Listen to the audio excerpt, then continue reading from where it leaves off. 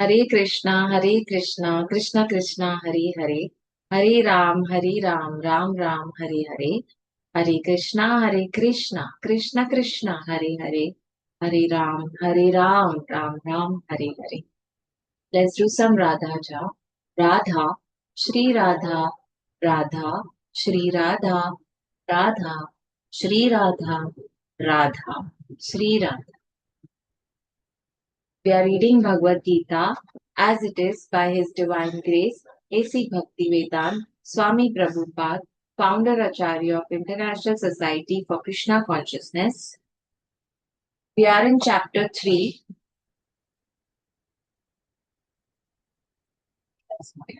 Just we are in chapter 3, text. I forgot which text it was. I think text 39. Thus, the wise living entity's pure consciousness becomes covered by his eternal enemy in the form of lust, which is never satisfied and which burns like fire. Yes. Let's read the purport. It is said in the Manusmriti that lust cannot be satisfied by any amount of sense enjoyment, just as fire is never extinguished by the constant supply of fuel. In the material world, the center of all activities is sex, and thus this material world is called Maithunya Agara, or the shackles of sex life. In the ordinary prison house, criminals are kept with bars. Similarly, the criminals who are disobedient to the laws of the Lord are shackled by sex life. Advancement of material civilization on the basis of sense gratification means increasing the duration of the material existence of a living entity. So, when you advance in material civilization on the basis of sense gratification, like you want to keep eating good food, or you want to keep having sex with new people, you want to experience that amazing feeling, that thrill, that enjoyment. You want to keep doing that, keep doing that. So you want more and more material things in life for you to be able to do that. So, so your duration of material existence will also start increasing. So you will keep taking. Hi, just give me 1 minute.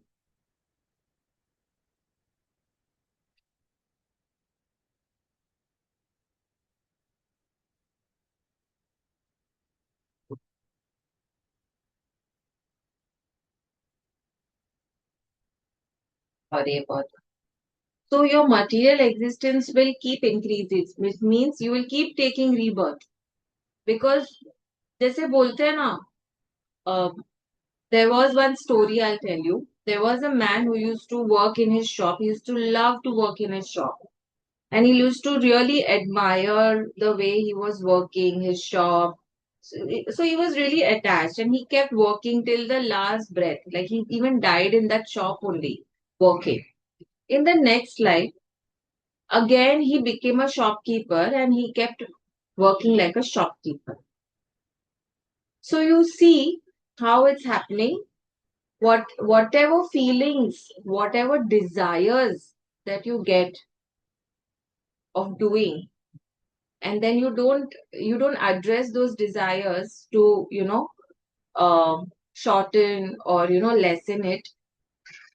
You'll have to take rebirth to just finish those desires because your soul has desired it. So material nature will make sure that to put you in the in that position that you can satisfy your senses.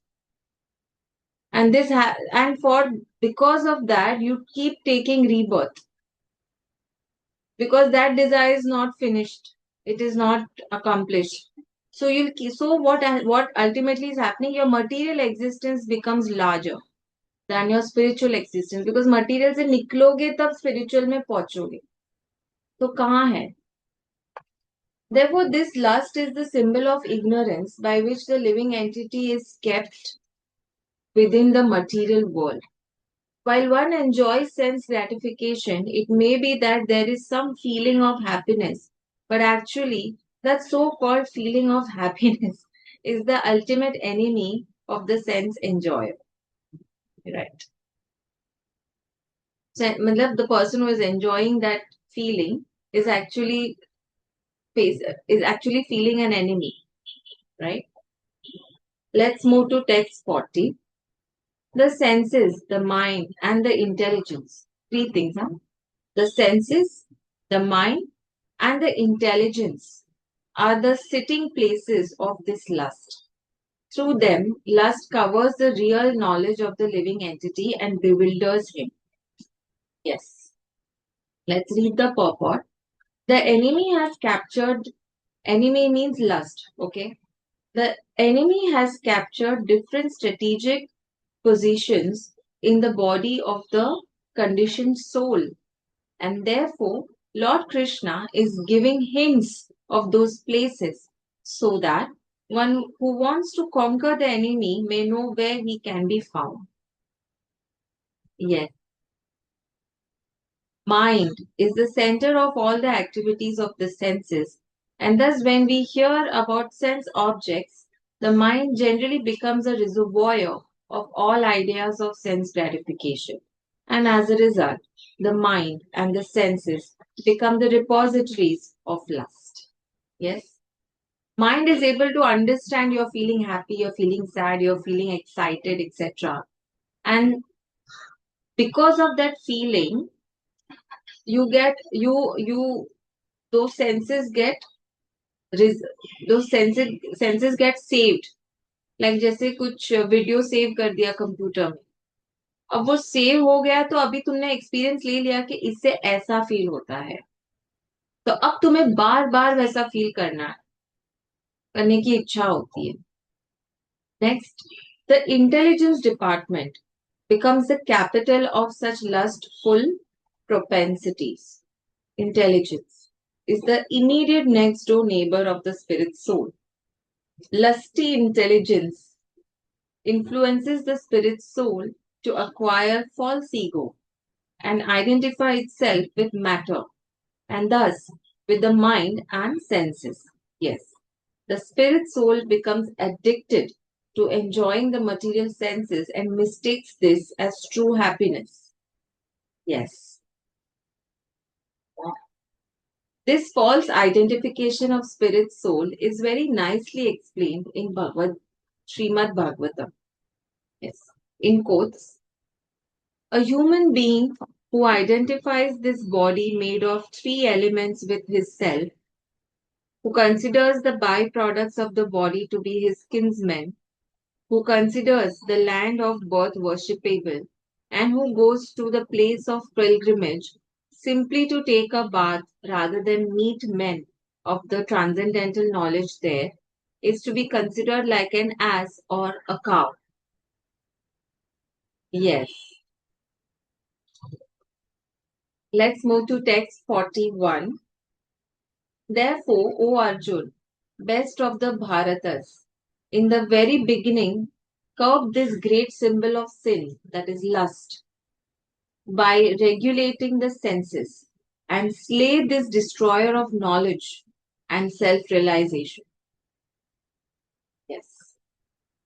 Because it destroys the knowledge and self realization, right? तुम्हें पता है कि तुम्हें ये नहीं खाना है, फिर भी तुम खाते हो. तुम्हें पता है कि तुम्हें रिलेशन नहीं बढ़ानी है इससे, पर फिर भी तुम बढ़ाते हो. तुम्हें वो अच्छा लगता है. This word अच्छा लगता है. Let's read the purport. The Lord advised Arjun to regulate the senses from the very beginning so that he could curb the greatest sinful enemy, lust, which destroys the urge for self realization and specific knowledge of the self. So, the lust is something which actually makes you vulnerable. Like, for example, Ravan was so full of lust that he forgot that he was going against the dharma. He kidnapped that woman, Sita, for his own lust, right? So he was denying of all the Vedas, of all the scriptures, of all the dharma that he was following all through. And I'm telling you, had it been somebody else doing it with somebody else's wife, he would have actually killed him. But now he was doing it. He was under the lust. Jnana refers to knowledge of self as distinguished from non-self, or in other words, knowledge that spirit soul is not the body. Vijnana refers to specific knowledge of the spirit soul's constitutional position and his relationship to the supreme soul. It is explained thus in the Srimad Bhagavatam 2.9.31. Jnanam parama गुह्यम में यद विज्ञान समान्वितम स रहस्यम तद अंगम च गृणागतितम maya. The knowledge of the self and the supreme self is very confidential and mysterious, but such knowledge and specific realization can be understood if explained with their various aspects of the Lord Himself. Bhagwat Geeta gives us that general and specific knowledge of self. The living entities are parts and parcels of the Lord, and therefore they are simply meant to serve the Lord. This consciousness is called Krishna consciousness. So, from the very beginning of life, one has to learn this Krishna consciousness, and thereby one may become fully Krishna conscious and act accordingly. Lust is only the perverted reflection of the love of God, which is natural for every living entity. But if one is educated in Krishna consciousness from the very beginning, that natural love of God cannot deteriorate into lust. Yes. So when you start loving God, automatically this lust becomes less, and ultimately it just goes away. It doesn't hit you. So when love of God deteriorates into lust, okay, it is very difficult to return to the normal condition. Yes. When you stop loving God, or you start rejecting, you'll automatically fall into lust. So it's like one balance. Like अगर तुम प्यार करते हो God से तो lust कम हो रहा है, और प्यार नहीं करते हो गॉड से तो लस्ट बढ़ रहा है.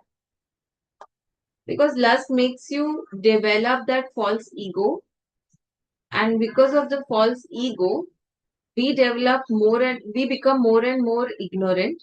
So the portion of ignorance is more, passion is less, and goodness is not there only. Nonetheless, Krishna consciousness is so powerful that even a late beginner can become a lover of God by following the regulative principles of devotional service. So, from any stage of life or from the time of understanding its urgency, one can begin regulating the senses in Krishna consciousness, devotional service of the Lord, and turn the lust into love of Godhead, the highest perfectional stage of human life. Let's move to text 42. The working senses are superior to dull matter. Mind is higher than the senses. Intelligence is still higher than the mind. And he, that is the soul, is even higher than the intelligence. So God has explained the hierarchy of our emotions and how we are built. Let's read the purport. The senses are different outlets for the activities of lust. Yes. We have 9 holes in our body. All 9 holes, from all 9 holes, lust can enter. And lust can even get out. Lust is reserved within the body, but it is given vent through the senses. Yes. Therefore, the senses are superior to the body. Body का character में lust है, लेकिन वो lust तभी effective होता है when with help of senses it becomes effective. Okay, therefore the senses are superior to the body as a whole. Correct. These outlets are not in use when there is superior consciousness or Krishna consciousness. Yes, in Krishna consciousness, the soul makes direct connection with Supreme Personality of Godhead. Therefore, the hierarchy of bodily functions, as described here, ultimately ends in the Supreme Soul. Bodily action means the functions of the senses, and stopping the senses means stopping all bodily actions.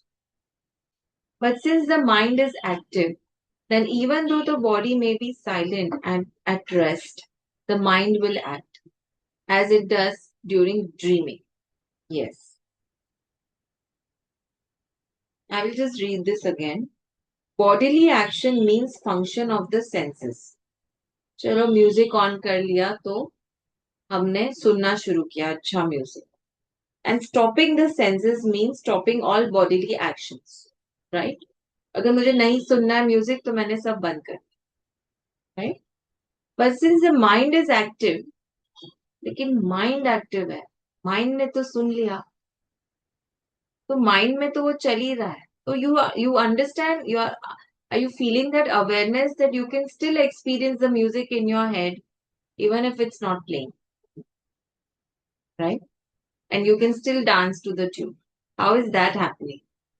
You know, then even though the body may be silent and at rest, the mind will act as it does during dreaming. But above the mind is the determination of the intelligence. So mind को भी हम control कर पाते हैं if we are intelligent, if we have that intelligence. तो intelligence बोलता है नहीं, हम नहीं सुन रहे हैं, हम कुछ और सोचेंगे. तो मैं बोल पा रही हूँ, मैं उसको डायरेक्शन दे पा रही हूँ. Okay, so but above the mind is the determination of the intelligence, and above the intelligence is the soul proper. Yes. If therefore the soul is directly engaged with the Supreme, naturally all other subordinates, namely the intelligence, mind, and senses, will automatically be engaged. Yes, in the Katha Upanishad, there is a similar passage in which it is said that the objects of sense gratification are superior to the senses, and mind is superior to the sense objects. If therefore the mind is directly engaged in the service of the Lord constantly, then there is no chance that the senses will become engaged in other ways. This mental attitude has already been explained. Param Drasva Drasva Nivartate. If the mind is engaged in the transcendental service of the Lord, there is no chance of its being engaged in lower propensities. Yes. You will understand people who are in bhakti, they will never engage in small talks. You know, they will come out. सब में से, सब negative talks में से, या जहां से उनको शांति नहीं मिल रही, या जहां से उनको भगवान नहीं दिखते, कि भगवान का कार्य नहीं हो रहा है, वहां से वो हट जाएंगे धीरे धीरे. आप देखो, they will not mingle with everyone because they are already, they cannot, they are in a higher propensities, they cannot come down to that level. They will not be able to enjoy, relate anything. Understanding, intellect ही नहीं है वो चीज का.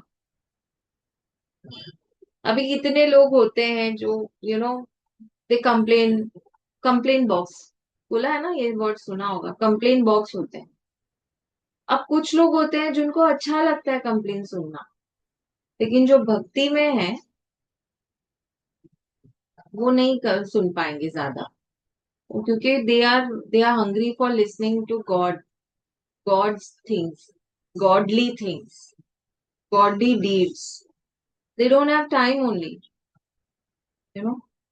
In the Katha Upanishad, The soul has been described as Mahan, the great. Therefore, the soul is above all, namely the sense objects, the senses, the mind, and the intelligence.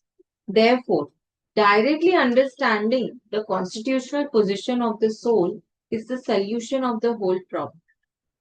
When we understand our soul properly, when we keep doing what our soul, our inner voice is asking us to do, we will be able to control everything: mind, intelligence, mind, sense objects, and body. All four things will come under control automatically without effort, effortlessly. With intelligence, one has to seek out the constitutional position of the soul and then engage the mind always in Krishna consciousness.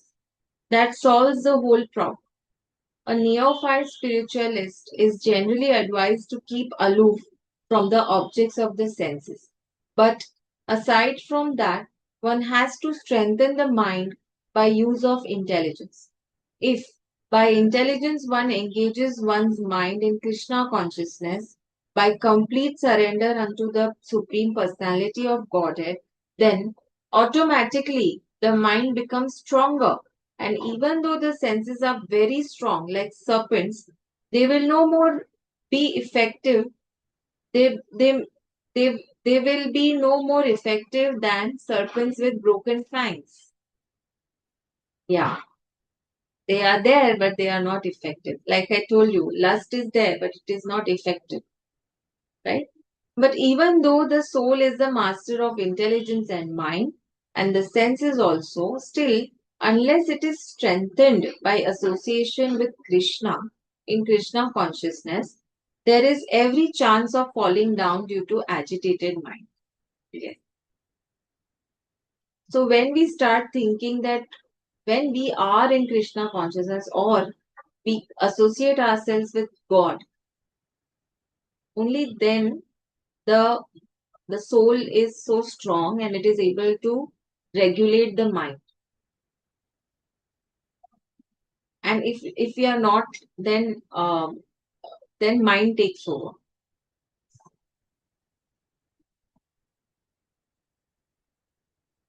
Let's move to text 43. एक मुझे कुछ strike हुआ था but अभी मुझे याद नहीं आ रहा है ठीक से how to frame it. Let me read this. But even though the soul is the master of intelligence and mind, and the senses also, still, unless, yeah. So, I use this phrase, everything is not happening to me, everything is happening for me. So, this is like a bulb-on phrase for me. Because when I think that everything is happening for me because of God, God wants me to go through this. God wants me to handle this. God wants me to experience this. I am always in surrender. That okay, आज आप जो बोलोगे, मैं आज तैयार हूँ. I'm ready. Because I have been blessed with a beautiful day, with a beautiful body, and intelligence, mind, everything. I'm a human being. So I'm so grateful. So you tell me whatever you want me to do, I will do. And he creates situations for me, and I keep going into those situations, keep growing myself, keep you know testing myself, and I do with everything because God has asked me to do. कोई अब अच्छा अभी prime minister आके बोलेगा कि श्रेया तुमको ये करना है तो तुम नहीं करोगे, तुम बाकी सब सोचोगे. तो गॉड तो कितने बड़े हैं ना, गॉड तो सबसे बड़े हैं. गॉड ने तो क्रिएट किया ये पूरा. तब जब वो बोल रहे हैं कि ये करो तो क्यों नहीं करेंगे. Text 43. Thus, knowing oneself to be transcendental to the material senses, mind, and intelligence, O mighty armed Arjun, one should steady the mind by deliberate spiritual intelligence, that is Krishna consciousness. अपनी intelligence को बढ़ाओ, spiritual intelligence को बढ़ाओ, तो अपना soul भी खुश रहेगा और सोल में भी वो स्ट्रेंथ आएगी, वो ग्रोथ आएगी कि वो रेगुलेट कर सके. and thus by spiritual strength conquer this insatiable enemy known as lust. Yes. Let's read the purport. In this third chapter of the Bhagwat Geeta is con- conclusively derivative to Krishna consciousness by knowing oneself as the eternal servitor of the Supreme Personality of Godhead without considering personal voidness, the ultimate end.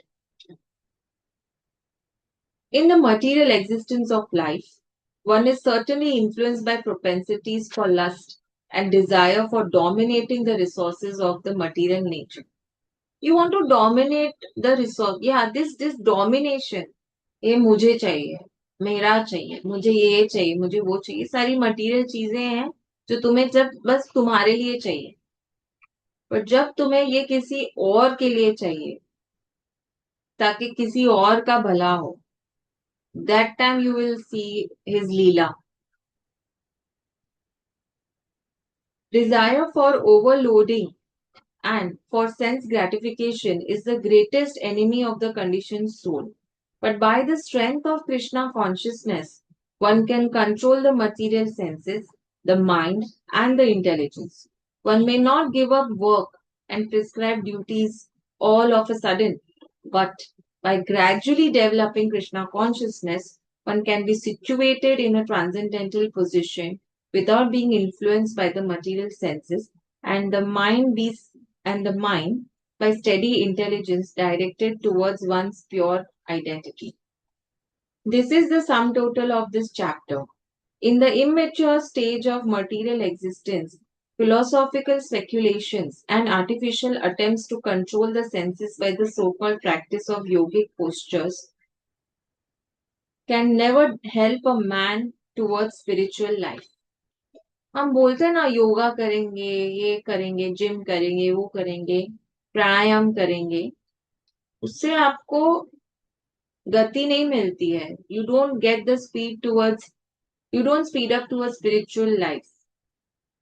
You will only come on the path of self-realization. We must be trained in Krishna consciousness by higher intelligence. Yes.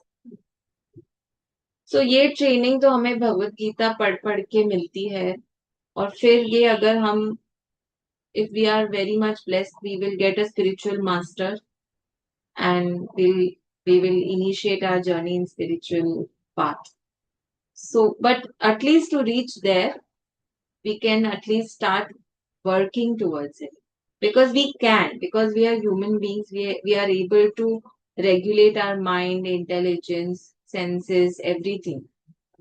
And we have been blessed with this life. So we have to make the most use of it so that our next life is even better, and then maybe we don't have to take another life, right?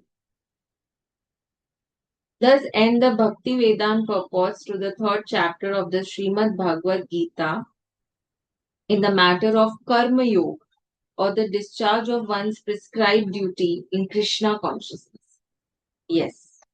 And let's end here with Hare Krishna Maha Mantra. From Monday, we'll start the chapter 4. Hare Krishna, Hare Krishna, Krishna Krishna, Hare Hare, Hare Ram, Hare Ram, Ram Ram, Hare Hare. Hare Krishna, Hare Krishna, Krishna Krishna, Hare Hare, Hare Ram, Hare Ram, Ram Ram, Hare Hare. Let's do some Radha Jap.